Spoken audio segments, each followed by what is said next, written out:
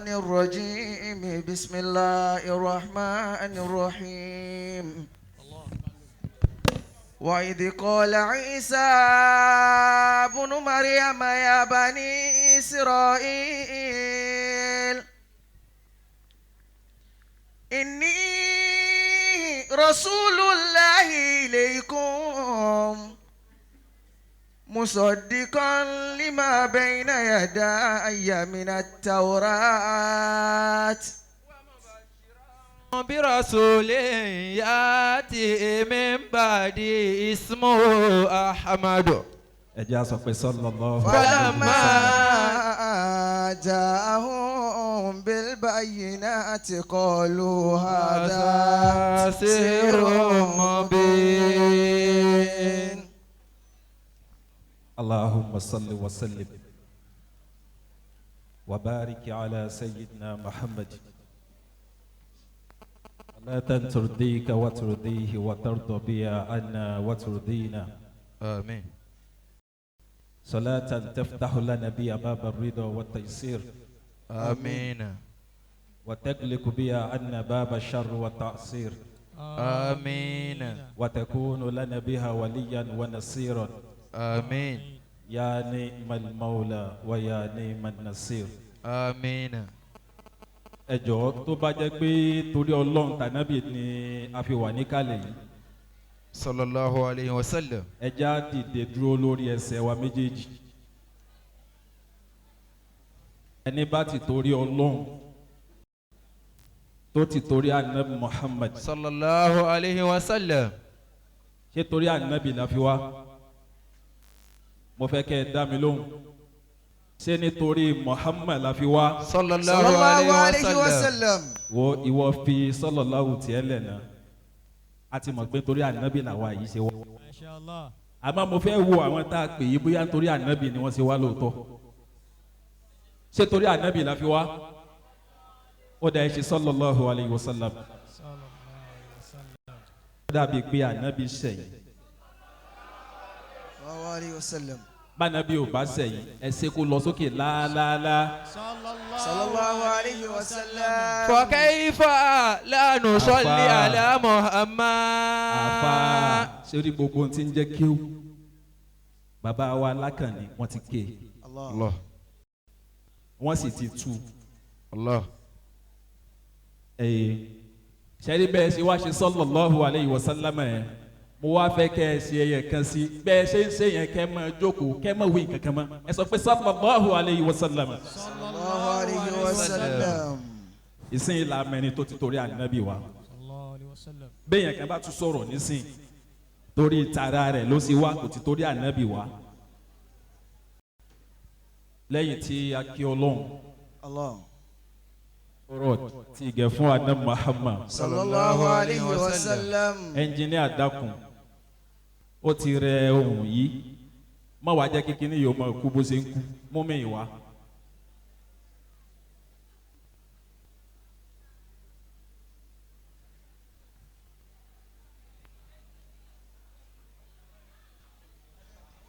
ظننت تعلم بأن الله تدركه وصلى الله على محمد وسلم. afaayi má bínú ẹ ṣáà máa wò mí حياكم. 25 minutes ni mo ní àti fi 5 minutes sọ pé káwọn èèyàn ó gbọ́ bàbá wa tẹ́tí sí wa tí wọn bá wá rí nǹkan kan mú lọ lé kí wàá la ní wọn dákẹ́ fún tí wọn máa ṣe tí wọ́n ń ṣe lọ. الله bàbá wa tí wọ́n sọ̀rọ̀ tán tọ́lọ́wọ́ ní jẹ́ kí wọ́n sọ ọ́ tán آمين. ṣe é mọ̀ pé wọ́n dájú kọ gbogbo ẹ̀yin ní Ọlọ́run ni wọ́n ní kẹ́yìn ní Ọlọ́run kẹ́ máa ran àwọn èèyàn lọ́wọ́ wọ́n ní gbogbo tọ́lọ́wọ́n bá ṣe fún yín nímọ̀ àtàwọn àṣírí àtàwọn wíbẹ̀ jẹ́bẹ̀ wọ́n ní ẹyẹ ọ̀dì ẹ̀ mọ́ wọ́n ní ẹ mọ̀ kó sábẹ́ ẹ̀ tẹ́ mọ́ wọ́n ní kẹ́ máa pín fún gbogbo àwọn tí yóò wúlò fún wa man manaha al-juhala ilmana ada'ahu wa man manaha al-mustawjibina faqad zalama. If one is worthy àwọn èèyàn ò sí ń bí mo fẹ́ lè kí gbogbo kàlẹ́ àwọn ẹni Ọlọ́run torí àsìkò mo fẹ́ make sure pé 25 minutes yẹn náà 25 minutes ni tá a sì rí nǹkan bí òjò ẹyọ kan àbí méjì mú lọ. Àmọ́ I want to dwell on the existing realities around us.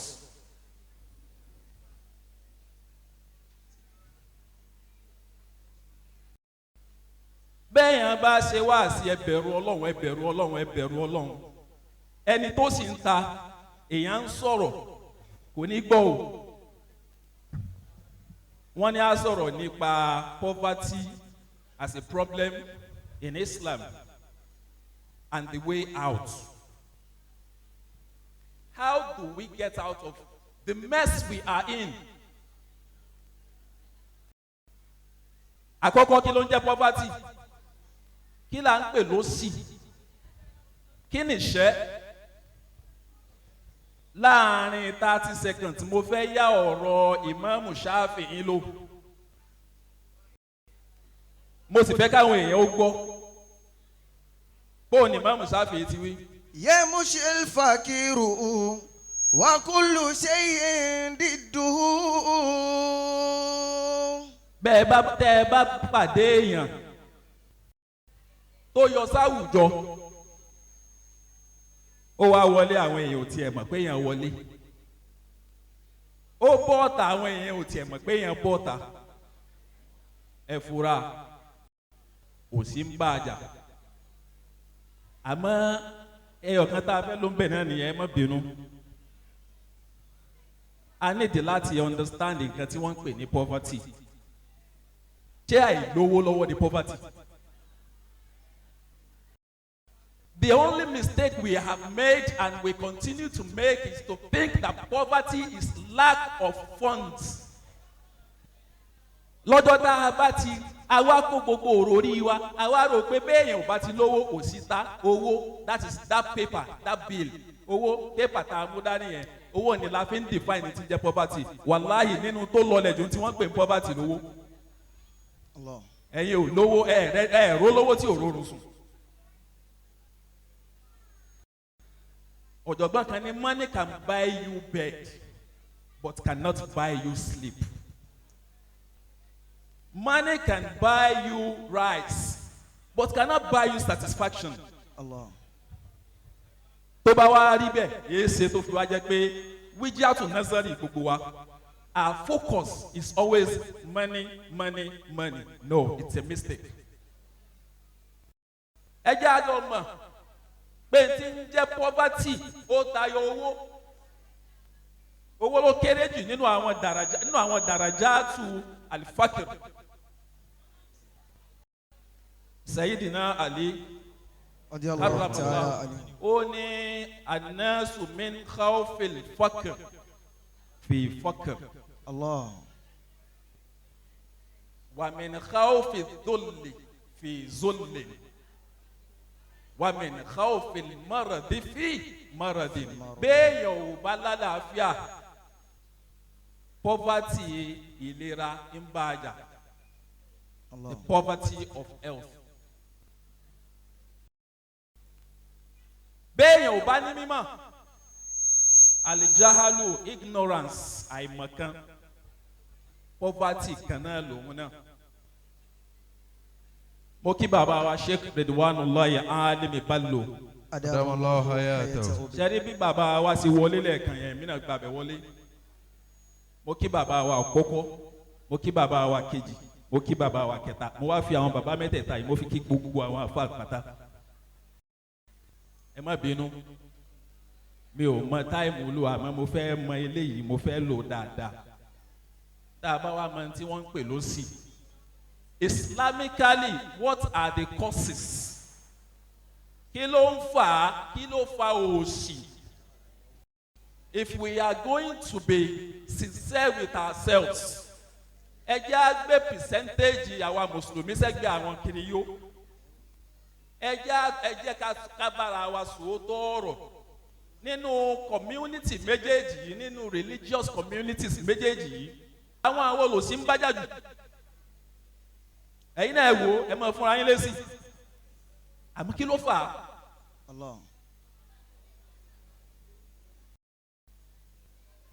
Why are we where we are today? Because a fẹ́ sọjí. Alijuhudu walijumudu. Bọ́rọ̀ gidi la fẹ́ wà. Wọ́n sì ní durma adari. Kayfama dara. In lam tadurma adari dara daru alayka. Allah. Allahu Akbar. Níbi ayé tó lónìí, kí ni percentage ọmọ Mùsùlùmí tí wọ́n ń take advantage ibi táyé délé ni? Kí ni percentage wa? Kí ni percentage àwọn ẹlẹ́sìn kejì? Ẹ máa ti bẹ̀rù ohun tí ń fa òṣì. Masala ni àwa láyé IT, technological advancements. Absatuhu, the most useless of technology these days. Social media. Social media náà wá fẹ́ Facebook. Àwa Mùsùlùmí a máa ń tàn ṣe lórí Facebook now. Facebook is a platform that provides opportunity for you to be a millionaire, a billionaire in a split second. Are we taking advantage of it? Ẹ súnmọ́ àwọn tí wọ́n mọ̀ ń pa rẹ̀, ẹ jẹ́ kí wọ́n sọ bí wọ́n ṣe lò, tí wọ́n jókòó sínú ilé tí wọ́n sì ń make owó, tí wọ́n sì ń kó nínú kò sí, tí wọ́n wá ń bẹ nínú ó wà ó pọ̀ lórí ìjókòó. Where are we Muslims? Àtàfà, àtọmọ kéwù, àtàwọn tá a pè. Ẹlẹ́ẹ̀kejì, mo fẹ́ ká mọ̀ pé there are 3 factors under which I want to treat this topic. The Almighty is factor, the God's factor. Ẹlẹ́ẹ̀kejì, the you factor. Ìwọ as a person, as an individual, bó o lo ṣe tara rẹ ló sí. Ẹlẹ́ẹ̀kẹta, the we factor, the collective. Gbogbo wa bó o la ṣe ra wa lọ́wọ́ tá a fi ń tara wa ló sí. Alukur'ani ní ta'awanu alal birri. Àṣẹ tó jẹ́ ká Alukur'ani sọ pé alal birri yẹn, èèyàn á máa ṣe ta'awunu ala gairil birri, alal ismi. Àwọn èèyàn máa ń pawọ́pọ̀ sọ̀yàn dó lórí ire, wọ́n á sì máa pawọ́pọ̀ wọ́n á bà tèèyàn jẹ́. Allahu Akbar. Níbo la wa Mùsùlùmí wa? Are we making products or are we marrying them? Ẹni tá a rí kó fẹ́ dà ṣáà pawọ́pọ̀ aṣọ dé èèyàn, àbí ń ṣe la kó sí kọ̀rọ̀ tá a tún sa mútímútí lé lórí kó kú. Allah. Sauti Arẹwà ó ní ó lè jólówó kan náà lọ́lọ́run ó yọ̀ nínú ẹbí yín, transform ẹbí yín, ẹ wà fana náà ń fakùfà, ẹ gbé ovunu lé, ẹ gbé gbalẹ̀, ẹ gbá wọlé, yóò wà lana, ẹ lè má bọ́ ní oṣù mọ́ láyé torí pé transformer ayé ó ti lana. Mo gba bẹ̀yẹn bọ́ sí we factor. Nínú we factor náà, àwọn àgbàlagbà ló tó àwa. Nínú we factor náà, àlẹ́ àyínú hakun. Àwọn alágbára wọ́n ń bẹ. Ẹ gbọ́. Allahu Akbar. Al-aynu haqqun. Al-aynu haqqun. Ànábì kọ̀nfàmù pé àwọn gúrùpù kan ń bẹ. Àwọn Yorùbá a máa pè wọ́n ní àwọn àgbà.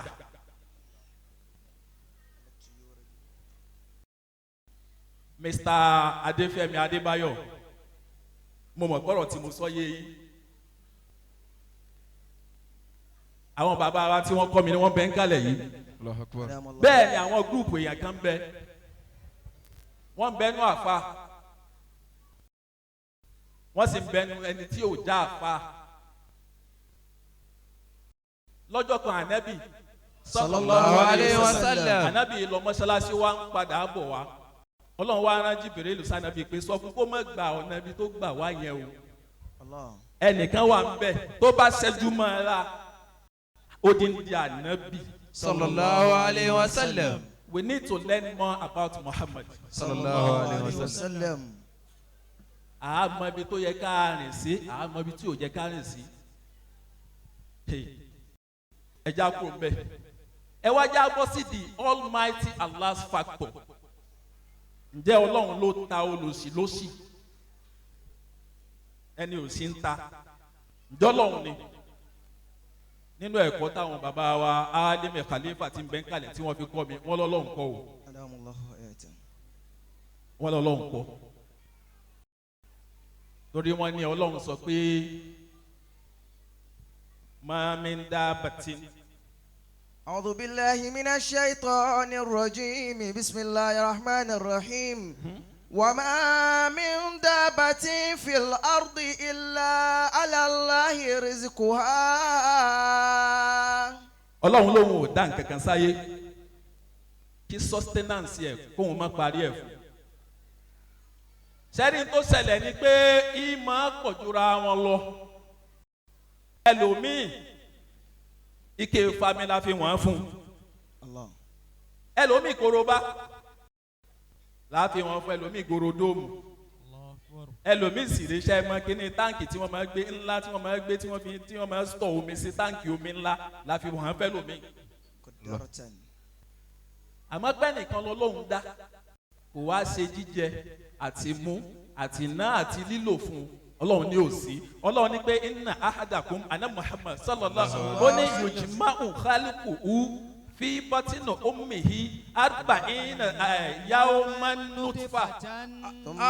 an abi abdulrahman abdullahi ibn Mas'ud radiyallahu anhu. nínú kò sáyè ìwọ́n tí wọ́n bá ti qala hadathana rasulullahi sallallahu alayhi wa sallam. barakallahu fik barakallahu fik. sallallahu alayhi wa sallam.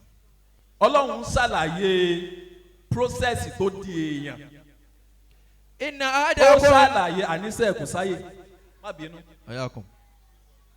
ó sọ fún wa àwọn onímọ̀ ni wọ́n bẹ ń kalẹ̀ kí la fẹ́ rí tó jẹ́ tuntun à ń rọ́ wá sí wọn ni yìí tá a gbọ́nu lé la wá ń sọ ń ta dìímú àwọn process tó dọmọ nígbà tí process yẹn dé final stage ẹ̀jẹ̀ ti di ara tí ọwọ́ ti yọ tí Ọlọ́run wá ní òun wá parí kátìbì rísíkì òun ó gba màláìkà láṣẹ lọ fún un lárísìkì ẹ̀ Ọlọ́run pé ìwọ tiẹ̀ lórí àrísìkì ẹjọ sọlọ́run ló tàyàn ló sì Ọlọ́run ti parí tiẹ̀ bí ẹlòmíì nínú tó kó bá a ní àìmọ̀ wọn ara mo rí post kan lẹ́nu ọjọ́ mẹ́ta yìí ó ní you have a high taste but your income is not high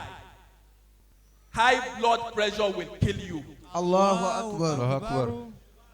Yorùbá Nábì sallallahu alayhi wa sallam. o ní high income o wá ní high taste high blood pressure ní òpó ń tọ̀ Ọlọ́run yọwọ́ bẹ́ẹ̀ yẹn bá mọ̀ àwọn ara yóò gbáyé gbádùn. Allahu akbar. ìwọ tó mọ̀ pé ntọ́lọ́run ṣe fún ẹ ṣàrọ̀ra máa gbé ní kòrò a máa ń pè àwọn ibìkan ní Ìkẹjà outside nígbà tá a wà ní Lásù gbogbo ẹni tó bá ń gbé nínú Kòròdú lọ́hùn àbó ń gbé nínú Ṣàngó lọ́hùn ẹ̀yin ará Kòròdú ará Ṣàngó ẹ má bínú tó bá wá Lásù lẹ́kọ̀ọ́ wa a sọ pé Ìkẹjà outside ló ń gbé. Yorùbá Nábì sallallahu alayhi wa sallam. agbára rẹ ẹbẹ ló ká ó wá ló fẹ́ gbé ní Ahmadiyya bíi ti bàbá wa tí wọ́n sọ̀rọ̀ ṣe é mọ̀ pé àbùkù ló fẹ́ kàn. àmọ́ síbẹ̀ inna Allaha yuhibbu ma'aliyal umur wa ashrafaha. Allah does not want you to aim low. Aim above your gaze. You must aim higher. You must not subject yourself to mediocrity. Ẹ má bínú kí ló sọ mí tó ń lásù oníláàgì. Àwa admission pa. Tí n bá ka iye admission iye jáàmù tí mo kọ. Àmàǹgbà tó yá mo wò pé èmi akéwù àkàwé bàbá ò tiẹ̀ ní jẹ́ ń sinmi o kàwé ń bo. Allah. Bá ṣe gbà sí lásù nìyẹn àwa ń bá lásù lọ mo ní lásù yìí ò yó mi. Allahu akbar. Gbọ́ ṣéwù lásù yìí ò yó èmi ẹ má bínú bàbá wa ní lásù. mo ń rò lọ́wọ́ mo wá gba invitation àwọn programu kan àwọn Christian ni wọ́n fẹ́ ṣe pásítọ̀ tí wọ́n wá pè wàláhì ọjọ́ náà ni mo ti di ẹ̀mí mi pé èmi náà wà ní sáfù yìí pásítọ̀ tí wọ́n pè ó ní BSc 3 Allah. ó ní masters 5 Allahu akbar. wà ó dẹ̀ jẹ́ pásítọ̀ pẹ̀lú ògo lọ́dọ̀ Ọlọ́run Unilag ni màá lọ mí ní filasu yìí lẹ̀ wàláhì ìlàdìm mo wá wọ final mo kókù second mo ti wà ní third year jẹ́ pé ní third year ni mo rí admission sí Unilag mo pa méjèèjì pọ̀ mo ṣe. Allah. Inna Allaha yuhibbu ma'aliyal umur mùsùlùmí tí ò bá sáré kó ga ju ẹgbẹ́ lọ kì í ṣe mùsùlùmí tó pé. Allahu akbar. Jẹ́ n bọ́ sí solution àwọn tí mo list pọ̀ but I do not want to go out of the time given to me. Màá wá brush solution yẹn. Alákọ̀ọ́kọ́ ń bẹ̀. Màá wá tò ní the we factor, the you factor, and the he, the almighty his factor, the Allah's factor. Alákọ̀ọ́kọ́ the we factor. Ibẹ̀ láyé àtọ́lọ́hún ti sọ pé ta'awanu Alal birri wattaqwa. ولا تعاونوا على الإثم والعدوان. àní dáràn ọmọ kan ló ń lọ ya àríyá ẹ o ẹ mú kí ẹ sì wá ìyá rẹ fún nígbà tá àríyá kọ pásítọ̀ wọn ti rán pásítọ̀ míì lẹ́wọ̀n lórí tí ó mọ̀ sí. تعاونوا على البر والتقوى. ọpọlọ òsùn Allah. always on the go. Now تعاونوا على البر والتقوى. ó ti tó lẹ́ẹ̀kan yẹn. The weak factor. The way factor ta'awanu ala al-birri wat-taqwa. ẹ jẹ́ àwa lọ́wọ́ kí mọ́ṣáláṣí kó ran àwọn jàmáà lọ́wọ́ káwọn jàmáà parapọ̀ kí wọ́n ran mọ́ṣáláṣí lọ́wọ́ bó o la ṣe fẹ́ ṣe é nígbà tá a wà ní lásù.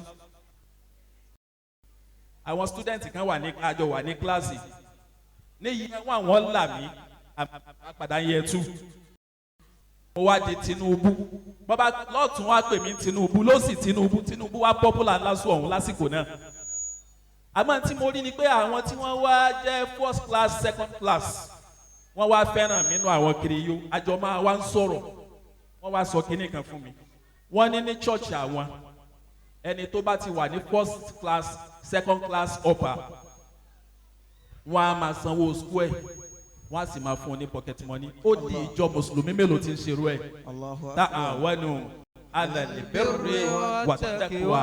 ẹlẹ́ẹ̀kejì ìsìbírù wàsọ̀bírù wàrọ̀bìtù bó o la tún ṣe fẹ́ ra wa lọ́wọ́ tá a bá rẹ́ni tó fẹ́ tó sáré kó òun fẹ́ ga. àti bọ́ nínú iṣẹ́ òwò òsì ogun ni o. Allah.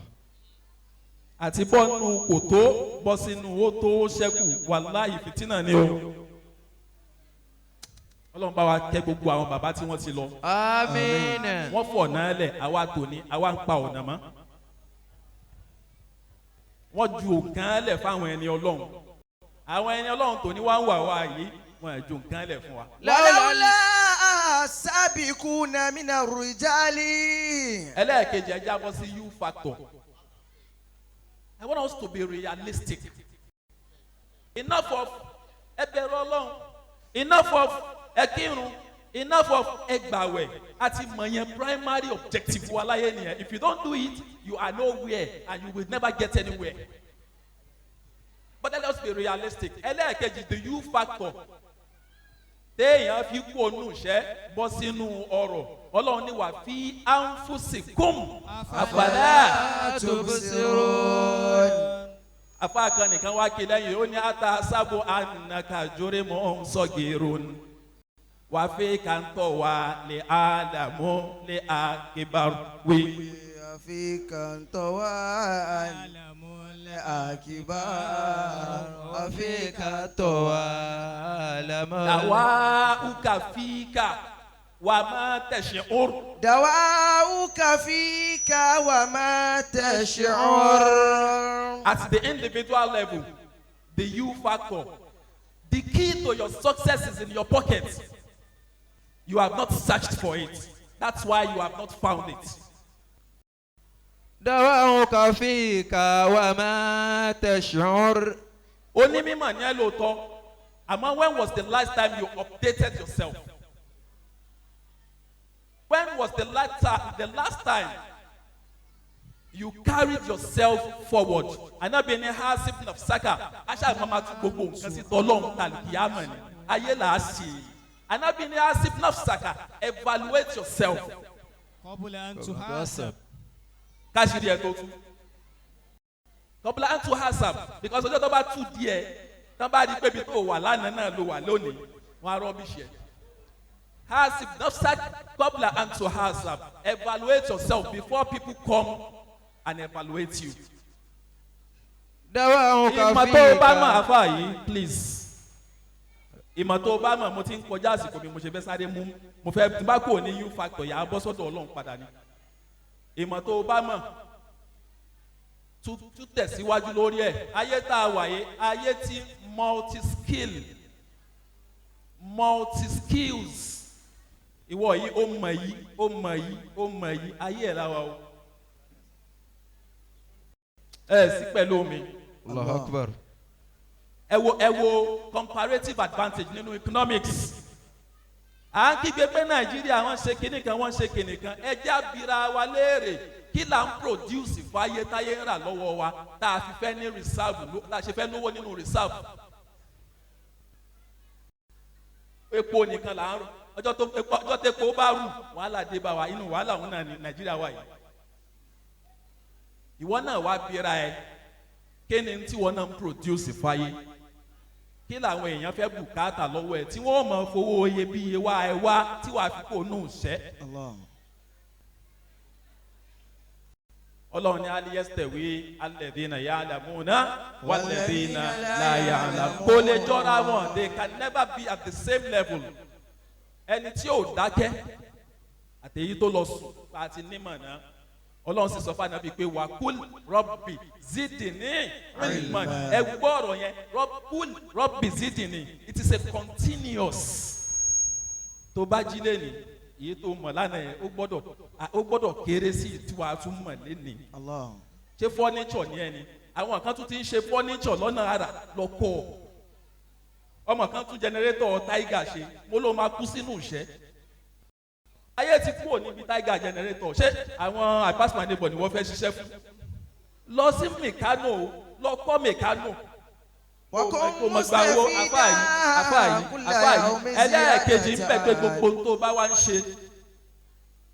Be patient and persevere. Isbir máa báṣẹ́ nìṣó. Bàbá wa mú àyà kan wálẹ̀ kán ní kó léyìn mẹ̀lú. فسيرى الله عملكم ورسوله. Máa báṣẹ́ máa ṣiṣẹ́ yẹn lọ máa acquire knowledge upon knowledge. Fasayara Allahu amalakum. Ọjọ́ tó ń jẹ bá dé wí wọ́n lò ṣògo. Ntí wọ́n sọ ni ó ti lọ dọ́gbọ́n sí i.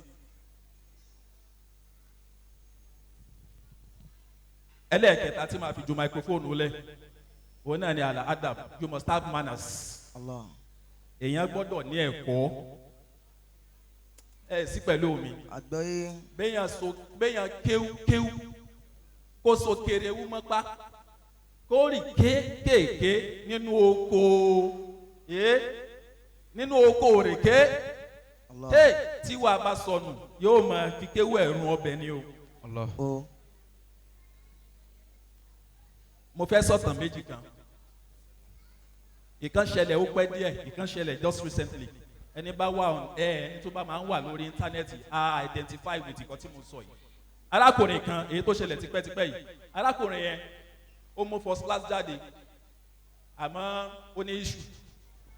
Ó wá lọ bá àwọn èèyàn, wọ́n ràn án lọ́wọ́ pé okay a máa connect yẹ. Wọ́n wá connect yẹ mọ́ ẹnìkan. ẹni yẹn wà ní HR department ní company ọ̀hún, a blue chip company, a very big one. Ẹni yẹn ní kó má wọlé àgbàtí ẹgbẹ́ látọ̀dọ̀ yìí náà máa fún iṣẹ́.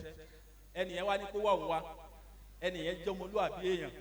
Ọjọ́ tó wá ń wá ẹni yẹn lọ, àwọn èèyàn ò sí pẹ̀lú mi, mo fẹ́ kẹ́ ẹ gbọ́. Tẹ́ ẹ bá wà pẹ̀lú mi ẹ sọ pé Allahu Akbar. Allahu Akbar.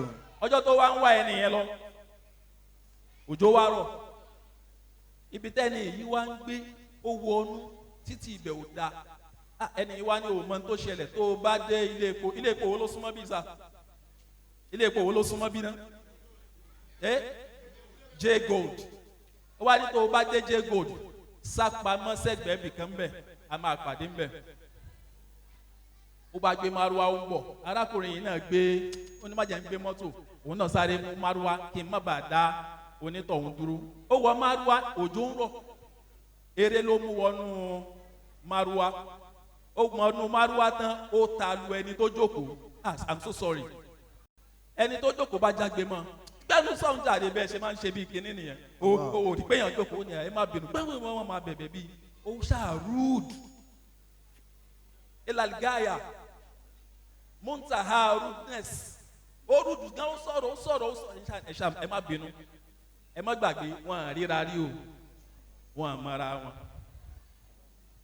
Ó wá débi tó ti fẹ́ bọ́lẹ̀, adákùnrin tó ṣẹ̀ṣẹ̀ wọlé tó fẹ́ gbà yàn síṣẹ́, ẹnu ọ̀nà ló ń wà, òun sáré bọ́lẹ̀, ó sáré ní òjò, ó sá sábẹ́ ìbòjì níbi tó ní kárákùnrin yìí ti kó wá pàdé òun. Òun ṣe ń rúra pé òun fẹ́ fún onímárúwá ní owó ọkọ̀. Ó fún onímárúwá lówó ọkàn, ó yọ fóònù jáde, ó bọ́ òun náà bọ́ sábẹ́ ibì kan pé jẹ́ ń pe máa yìí pé mo ti wà ń bẹ̀. Ìgbà tí yóò pe ẹni tó fẹ́ pè, ó dẹni tó láálí nínú márúwá. Allah. Ó ti ríṣẹ́ àbí ò tí ì ríṣẹ́? Ó ti rí. automatically. Yóò jẹ́ first class certificate yẹn ni. Innal muru'ata wa'dihum ma'anaha. Has a tazkira.